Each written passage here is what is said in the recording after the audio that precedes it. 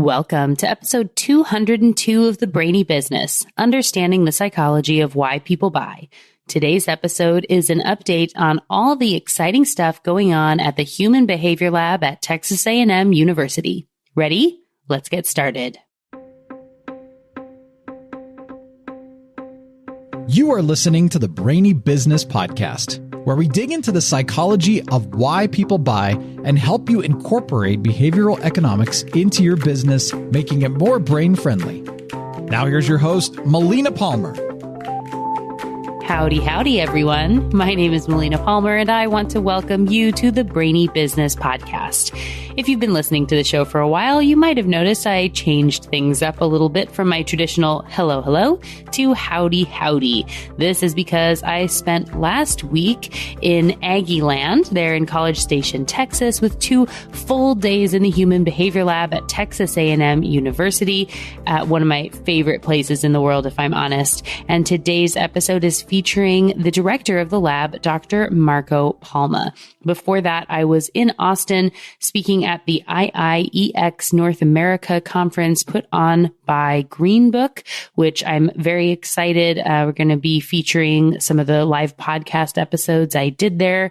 Just such a great conference. Thank you to Workbook for having me out, and I'm looking forward to IIEX Europe later this year. Back to Aggieland, Dr. Palma has been on the show before, and this is actually his 3rd time being here. He might be the first on the show to do that. Both of those past episodes with him are linked for you in the show notes. The first was way back in episode 33, which was the first time I ever visited the lab in College Station and got to meet the team there. Since then, we've worked together on some amazing things, including creating the certificate in applied behavioral economics, which I've started teaching for. So many amazing courses for that program, which has led to relationships and conversations with so many great people. Some of those projects are going to be featured in the coming weeks, and I'm very excited to showcase more of my own work here on the podcast in this year and beyond. The lab has done tons of experiments since I was there in January 2019 for that first interview, and about 40 of them have been published in these last few years. Don't worry, we won't be talking about all of them. Instead, Dr. Palma and I selected a choice few that really resonate and can be applicable for listeners like you. Before we jump into the interview, I want to be sure that you know there are show notes for this episode with links to all sorts of related content, including past episodes like those I've already mentioned, related books, articles, links to learn more about our virtual certificate program, and more. Those notes are waiting for you within the app you're listening to or at thebrainybusiness.com/202. Those already on the Brainy Business list got a direct link from me in the email you receive every Friday. Not on the list yet? Simply sign up for any freebie at thebrainybusiness.com and you'll be automatically added. The freebie for this episode is the first chapter of my award-winning book, What Your Customer Wants and Can't Tell You. And if you already have the book, in which case, thank you, you'll also be automatically added to the list when you get your copy of the free PDF companion workbook. Both are housed in our free behavioral economics community called the Be Thoughtful Revolution. There's a link to join that global community in those show notes as well. Now let's learn about all the awesomeness in Aggieland. Dr. Marco Palma, welcome back to the Brainy Business Podcast. It's really a pleasure to be back. Thank you for having me. Absolutely. And thanks for having me. Well, all the things with the Human Behavior Lab, of course, but it's been fun to be here the last couple days. I think it's us who should be thankful to you. You bring a fresh air, ideas and things that really keeps us engaged and motivated. So thank you for everything that you do. Oh, thank you so much. It's so much fun to be here. And it felt like such a great opportunity to be able to give an update of what's been going on at the lab. I can't believe it's been 3 years. Oh my God. It's been 3 difficult years, not just 3 years. It's been 3 of the most challenging years in human history. I don't know how many times we've used the word unprecedented, change, normal, and it's been like a back and forth game. So I'm glad to be here, hopefully to what it is, a new environment and something that will keep us going back to some level of normal. Right. Whatever normal is now, right? The new normal. Exactly. As they say. Yes. Yeah. So really wanting to talk about some of what's going on in the lab, some of the research that you've been doing. And when you were here before was just sort of an intro of this is what the Human Behavior Lab is. And we hadn't even started the certificate program yet or doing work together or anything. That was just me coming down to tour, and what an amazing 3 years it's been. Hey, it's been fantastic. I'm glad to share this ride with you and so many other people that collaborate with the lab. There have been many changes in terms of the infrastructure. We're hiring a couple of new people that are coming and becoming part of this growth for the lab.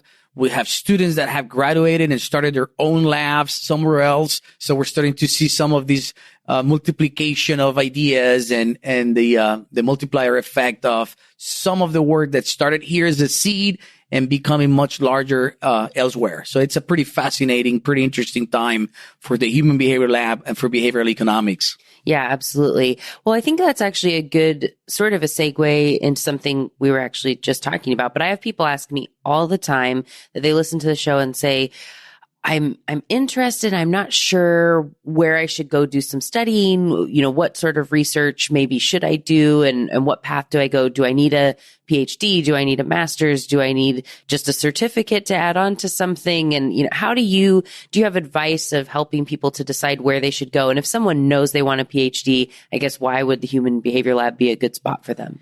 Yeah, I think this is a great question. And I think that, you know, you can start to pursue some of the things that you're interested in. And one of the fascinating parts about studying human behavior is that we are, to a certain degree, experts. We might be bringing our own perspective. We might be bringing our own experience, but in a way we have exposure to different things, and that shapes who we are. It shapes what we're interested in. And so I think that pursuing that passion of whether you're interested in reading casual books to understand why we do the things that we do.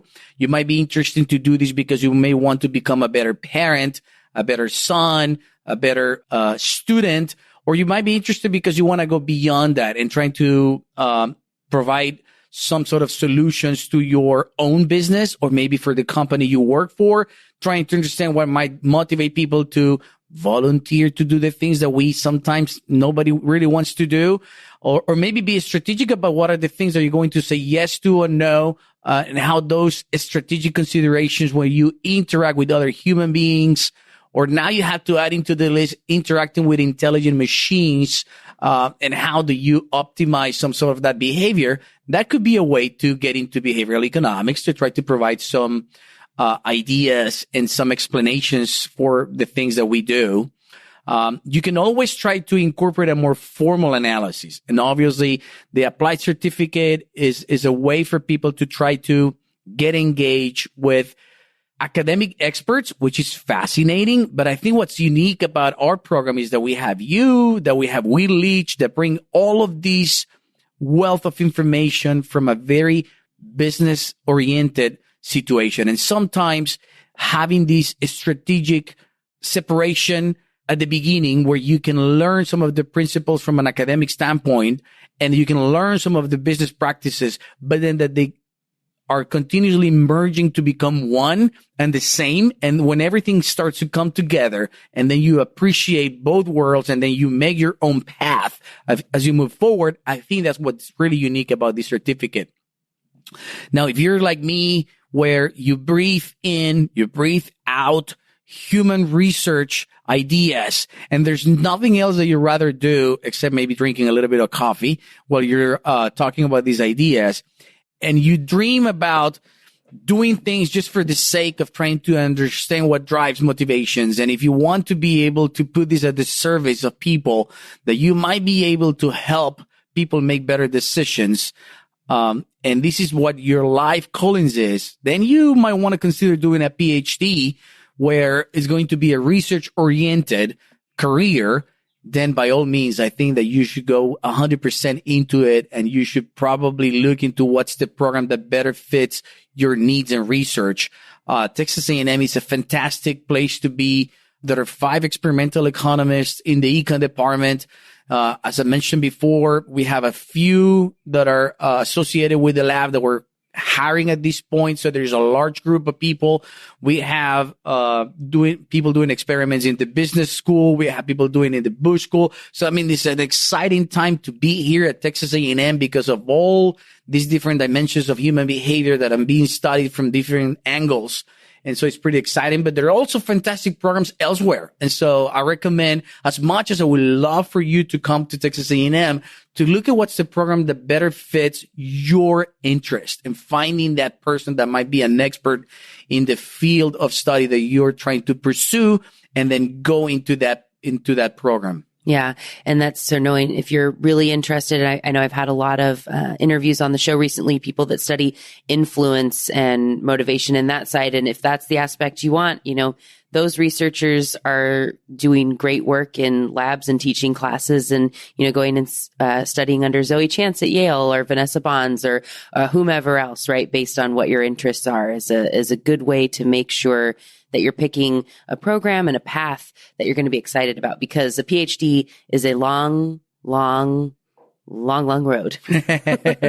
Yes. And I think it's one in which, it's a marathon. You cannot sprint through a PhD program. And I think that if, there's a minimum threshold that you need to have in terms of interest, in terms of previous training, opportunities, for you to catch up, you're going to have plenty of those. But once you meet those minimum requirements, what determines whether you'll be successful or not in a PhD program is resilience, persistence, continue in despite of all the adversities that you might encounter. And if you're doing that for the long haul, you're going to be successful. And I think that's the common denominator in some of these programs. Yeah, definitely. Well, on that note, let's talk about some of the amazing research that you've been doing here in the lab over the last couple of years. There's way more than what we're going to be able to talk about today. I know Dr. Palma printed out a list that's, I think, 40 items long that have come out over the last 3 to 4 years. So quite a lot coming out. That's just the stuff that has been published and is on your CV, I think. So a couple of the things that we were talking about, and you mentioned a little bit about charitable donations, and we can start there unless there's somewhere else that you would want to start. No, I think that's a fantastic place to start for sure. Yes. So this is work that we've done jointly with Piru Saburi. He's now a professor at the University of Houston, and Silvana Kristeva. She's a fantastic economist here at Texas A&M in the econ department, and she is predominantly a theorist. So she does a lot of theory, strategic type of work, but she's also now doing a lot more experimental work. So it's been a very fascinating study because what we're looking into here is that the effect of having two different type of what we call lead donor types of gifts. And so in many cases, you look at the practical aspects of charitable giving, and people sometimes obtain funding from a large donor, a rich donor that may give a gift as a way to try to motivate other people to give. And these type of gifts are typically given in two ways. It's either as a lump sum, unconditional gift. This is typically called seed money. And so that means I'm going to give a very large amount of money. For example, Bill Gates might decide to give $10 million for this cause. The other type of giving is called matching gifts, in which the gifts that other people give are matched on a different ratio. It could be like every dollar that a subsequent donor gives is matched 1 by 1 or 2 by 1 or 3 by 1 by this wealthy donor. There's some previous work that has shown that there are no big differences in the matching ratio, which means that whether you match it 1 to 1, 2 to 1, or 3 to 1 doesn't seem to raise giving that much.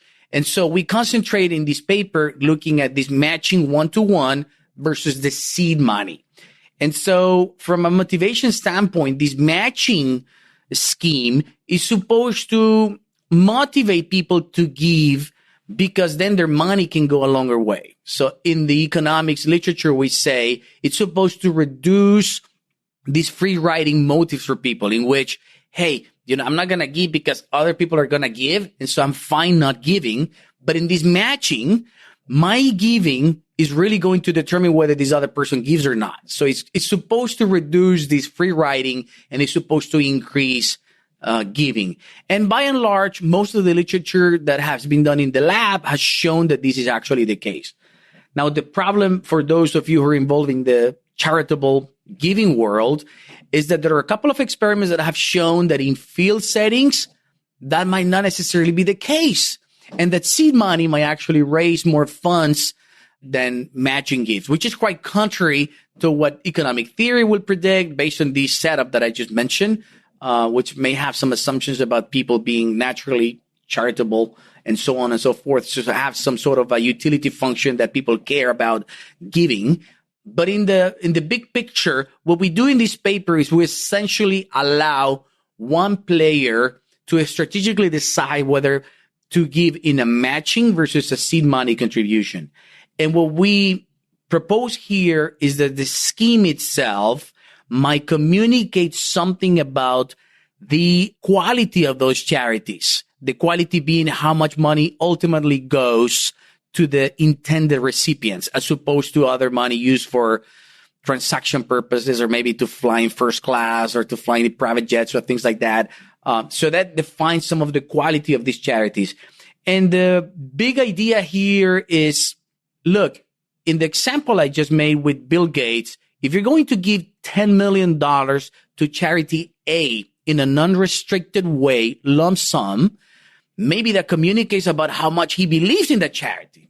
As opposed to, for example, saying to charity B, I'm going to give up to $10 million contingent upon other people giving. Mm-hmm. Do you see the difference there, Melina? Yeah, definitely. Yeah.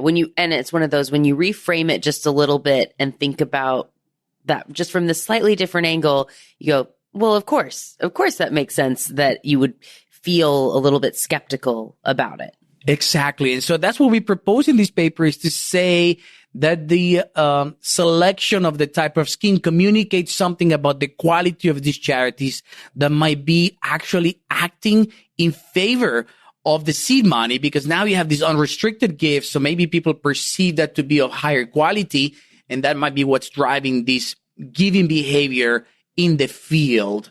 And so that's why this paper is interesting, because it showcases that we reconcile some of these potential issues that we see in some of the literature as to why these mechanisms do not necessarily work as economic theory would predict in some settings. And it has to do with this quality of the charities. Yeah. And I think it's important, when we were talking about this just, a few minutes before we started recording, I've done work with nonprofits before. I've been on nonprofit boards, and it's sort of the standard we have this great big donation that someone's going to be giving, maybe not $10 million, but say somebody's giving the $50,000 or the $20,000 donation, and we want to use that at the auction event to get other people to give to match. And we know we're going to get it no matter what, but if we use it as matching funds, it's going to encourage more people to give. And just not accepting that at face value. It might at the big event, somebody's doing this and whatever, it might come across this way, but maybe it doesn't. Maybe to have somebody stand up and say, I want to give $50,000 is going to be more impactful than if you say, oh, and so has said that they'll give 50. If you all also are willing to give 50, may have a little bit of a different impact. Yes, definitely. And then the other dimension of this is communicating something about the quality of the charities and making it salient, where, one way you could do this is, for example, hey, X percentage of our money goes to the charities. So you could say 70 cents out of the dollar actually ultimately go to the recipient. So the money you're actually giving goes a long way. And so being able to communicate that to people who are going to be potential donors, it's a way to try to differentiate yourself. It's kind of like the market for donations. And so you want to be able to stand out and say, hey, we are a high quality charity. The money is going to go to the recipients as intended, and so on. And so that will tend to alleviate some of these other issues, and it will actually promote the charitable giving, in particular in these matching schemes. I think that's kind of like the important feature that people should consider. Yeah. And so knowing we have so many amazing studies we can talk about, we're just going to kind of skim the top of these. We'll have links to them for anyone who wants to dig in and read the papers, of course. And so what would be a next one on your list? I know we kind of pinpointed a couple, something about the Hawthorne effect. We talked about calories on menus, and we talked about cognitive load when people are hungry and making decisions. Maybe we could talk about calories. I think this is an interesting policy perspective that has been put forth. And this is a joint work with Samir Husseinov, he's one of my former students, but now he has his own lab at Auburn University, and he's doing fantastic work. I think I remember meeting Samir. I remember Samir. Yeah. Aww. And then with Gufran Ahmed, who's another co-author of ours. And so in this paper, we're looking at these policies that essentially the policy that was implemented required restaurant chains, large restaurant chains, to display the calorie content of food in food menus. And so the intention of the policy was for people to realize the number of calories in food and to act accordingly to try to reduce calorie consumption. I mean, it sounds good, right? It sounds like something that is desirable. It preserves freedom of choice. At the end of the day, people are still choosing what they want to eat and so on. The problem is when we digged into the literature, we found, sometimes it seems that this policy is working as intended and people are reducing the number of calories they eat. But in some other cases, there are no effects. And we found actually a couple of papers in which calorie consumption actually backfired and people ended up eating more when they saw the calories. And so this was kind of like puzzling in some way. Because, how is it possible that you can find evidence of all three directions? No effect, positive effect, or negative effect, if you may. And so what we propose in this paper is that when you look at this issue of calorie labeling, it's a very complex issue that is not just about placing calories in one single product, but that the set from where you're choosing from, i.e. the menu, makes a big difference. Because whether you're facing, for example, if you have a menu in which you're choosing from a banana and an apple, for example, it's different than choosing a menu in which you have a banana and a brownie. It's a very different situation. So the relative attractiveness, the relative desire for you to eat the banana changes depending on what you see in that menu. And relative to the other items you see, it might make it more appealing or completely less appealing. So once you put that brownie in the equation, the banana doesn't really feel as enticing as it does in the other menu. So this is what we pose in this paper, is the fact that other items that you see in the menu affect how much temptation you feel for those items, and it changes the relative utility. So sort of like, hey, if somebody gives you a human behavior pen, it's nice and you feel very happy about it. But if you find out that someone else got a Mont Blanc, maybe your pen is not as good anymore. No, mine is definitely the best because it came from the human behavior list. You're so kind. But in any case, this is what we post in this paper, is that the other items that you see in the menu make a big difference as to what you choose. So it's a menu dependent idea in which, depending on what menu you see, it might change how happy you might be about choosing something. And that explains in part why we see this difference in how people react to the calories. The other side of the equation has to do with the expectations and the reality. So because we might not necessarily, the U.S. consumer might not necessarily know the number of calories in every food, we can kind of get an idea. And so suppose that you are going to eat somewhere and you're going to eat a sandwich, and you think that this sandwich has about 500 calories, but you don't know for sure. Now with the law, you see the actual number of calories and you see that the sandwich is indeed 500 calories. So do you think it's going to change your behavior because now you see the calories? No, because the realization is exactly what you expected it to be. So you're not going to change the way you eat or how much you eat in response to the calories because you didn't really learn anything new. This explains why you have those papers that find no effect. Now, suppose that you thought the sandwich was 500 calories, but you find out that it's 1,000 calories. And you might be, oh, this is a lot more than I expected. So maybe I'm going to respond to this if you care enough, and then reduce how much you eat. Maybe order a smaller portion. And this explains why you find some cases in which you do find the intended effect of reducing calorie consumption. Now, suppose that you still think that this is 500 calories, and in the third scenario, you find out that the sandwich is only 250 calories. Now you're like, oh, wait a minute, is it only 250? Now you find justification to say, I can eat more, I can go for the extra large because it has a lot less calories than what I thought. So in this way, you rationalize and say, hey, it's okay for me to consume more. And so this is what we pose in these paper is, hey, it's dependent on the menu that you see, and it depends on the expectations and the realization of what you see.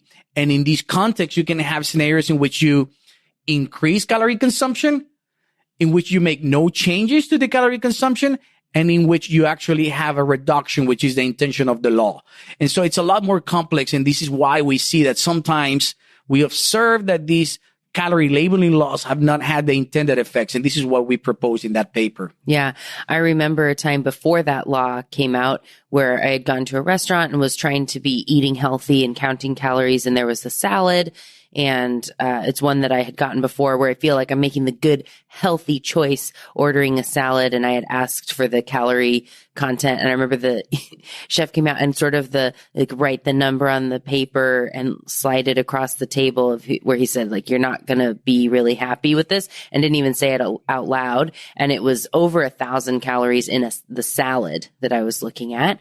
And then say, well, might as well get the hamburger, right? Because I'm not saving anything. It's not doing as much. And even though that's going to be worse, I'll just plan to eat half a hamburger of the thing I really want. And then, of course, you end up eating maybe a little bit more than you intended when you get there. But you just sort of go the other way because it was so much worse than I expected that I might as well get the other thing. Hey, we just submitted an IRB to actually run that particular experiment where we changed the content in the salad to make it a lot more or a lot less content in calories relative to a sandwich, to see whether, this makes, to make this a little bit more salient. But that's precisely what we're thinking about. Been there. Hey. It happens. Me too. Yeah.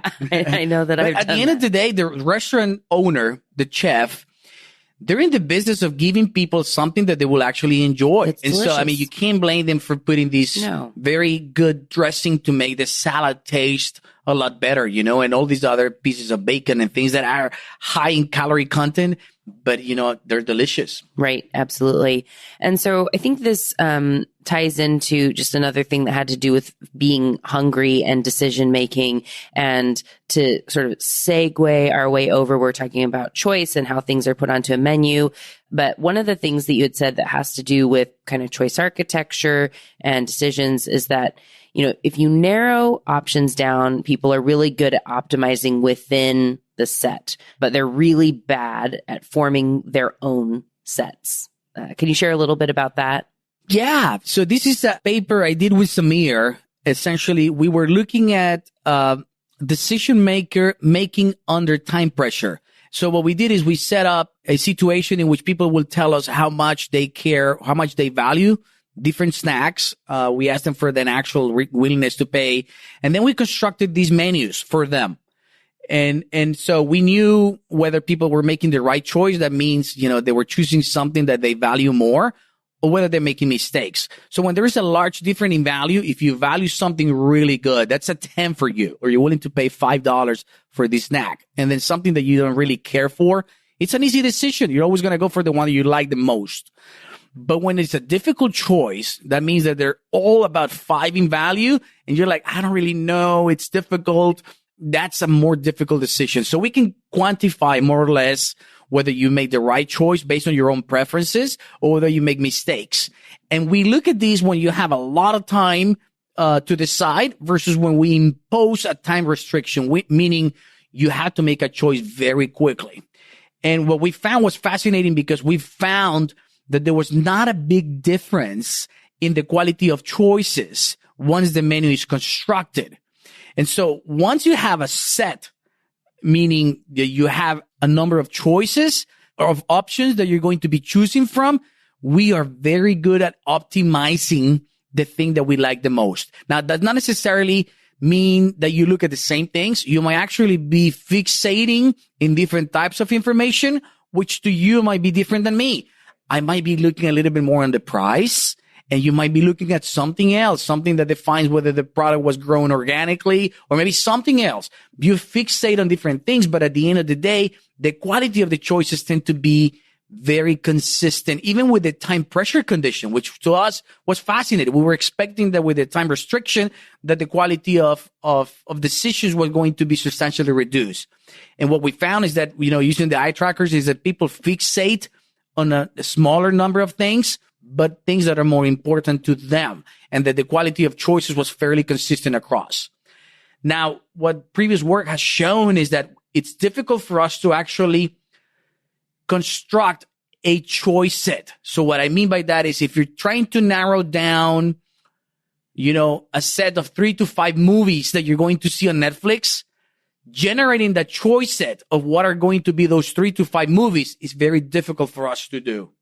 But once we have those 3 movies, if somebody else construct that menu for us and gives us a choice among 3 or 5 options, we're actually pretty good at choosing something that we will probably like. So there's a high correlation in terms of how much we value something and the choice. So we tend to choose things that we value a lot. It's just difficult for us to form that choice set. Yeah. And so lesson for the business there is anytime you're presenting choices, take the time to put them into some sort of set so that it makes sense. And thinking about the menu as an example, if you had every possible item just, in alphabetical order, it would be really hard to figure out and narrow down with what it is that you want. But putting the drinks together and the appetizers together and things so someone can make a choice from within the set is going to help them. And that can be applied across much more than food, of course. And it will make them happier too, because the less cost that we have to invest in making a decision, and a decision they're actually very happy with, it's going to increase satisfaction. So not only is the business going to gain, but the customer is going to be happier. And if the customer is happier, they're probably going to come back to you. Yeah. Okay. And so we all know then while they're waiting to make the decision, we're feeling hungry or perhaps hangry even as we're waiting. Do we actually make worse decisions? And is there any way to alleviate that based on some of the research you've found? Yes. And we're actually starting a new project in this domain that I don't know that we have a lot of time to get into. And since you're starting to brainstorm here, but yes, I think that making decisions when you're hungry, making decisions where you're emotional tend to change the way in which we act. So we have a couple of papers we've done related to how that changes our propensity to take risky choices or to make decisions under risk. And it actually changes that. You can see these in many cases, people are angry and we do things that we regret. I mean, somebody caught you in traffic and you do something that you later on are like, hey, I wish I didn't do that, particularly if your kids were around to see you or something like that. But people commit very awful things, under conditions where you're completely angry that you have many years to think about when you're behind bars. And so this type of behavior that is emotional impacts from little things like what snack you're going to get to huge things that could potentially be life-changing for some individuals. And so there are mechanisms that you can use to try to optimize or to override that primal need to engage into some action because of that angry behavior. And so, you can breathe. There are many different things that people can do to try to adapt and to override that primal need to engage into something that might be harmful to us. Yeah. And what about the possible tie of addiction with food for various people and the choices they make? I know you had an interesting paper about that. Yeah. So this is a paper we did with Michelle Segovia, which is one of her former students. And she's now directing her own shop at the University of Missouri, doing pretty interesting work. And Rudy Naiga, who used to be in Arkansas, and now he became department head here at Texas A&M. Hey. So this is another person that was added to the team of behavioral economists that is, one fantastic economist, very well known all around the world. And in this paper, what we did was we were looking at how hunger might change our cognitive capacity. So it's exactly what you were talking about before in terms of how being hungry might affect our decisions. And so what we did is we asked people to fast for several hours, and then they came into the lab and we essentially gave them a test to look at their cognitive ability. And because they were hungry, we had the expectations that there was going to be a significant reduction in cognitive ability.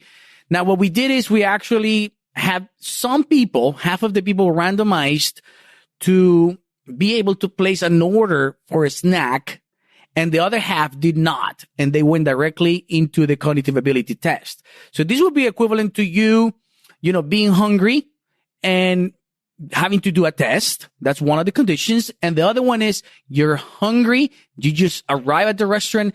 The waiter came by and you just place your order. So you know that the food is coming. The food is not there yet, but you know it's coming. And then you do the cognitive test. And we wanted to see if being able to, order something that you know that it's imminently coming is going to affect your cognitive ability. And we did this study in separating obese individuals and healthy weight or normal weight individuals. What we found was there was no difference in the cognitive performance of normal weight individuals, whether they had that intermediate step or not. They perform at the same level. Now, obese individuals had a lower performance relative to the normal weight individuals. We didn't expect this, we were expecting to be the same, but there was a lower performance of the obese individuals. So they were more affected by being hungry than the normal weight individuals. Now, what happened when they placed the order for the snack is that was enough. It was enough for them to boost their cognitive performance and the cognitive ability to the point that, hey, they relaxed, the emotional reaction disappeared to the point that they increased their cognitive ability. It increased to the point that it was, again, at the same level as if they were not hungry. What this is fascinating is the fact that it showcases that remember, they didn't eat anything. They just placed the order. So they derived this change based on the anticipation that the food was coming. And what's fascinating about this is that addiction conditions have this necessary condition of anticipation, which means that, you derive some pleasure from anticipating the action rather than the action itself. And this is exactly what happened among these groups, the group of obese individuals, is that they anticipated the food, and the anticipation was enough for them to increase their cognitive capacity. Yeah, really fascinating. And I know you said that that's already been replicated by another lab. Yes, this is quite a big finding. And so we're a little bit, hey, we need to make sure that we find evidence of some other context in which this happens.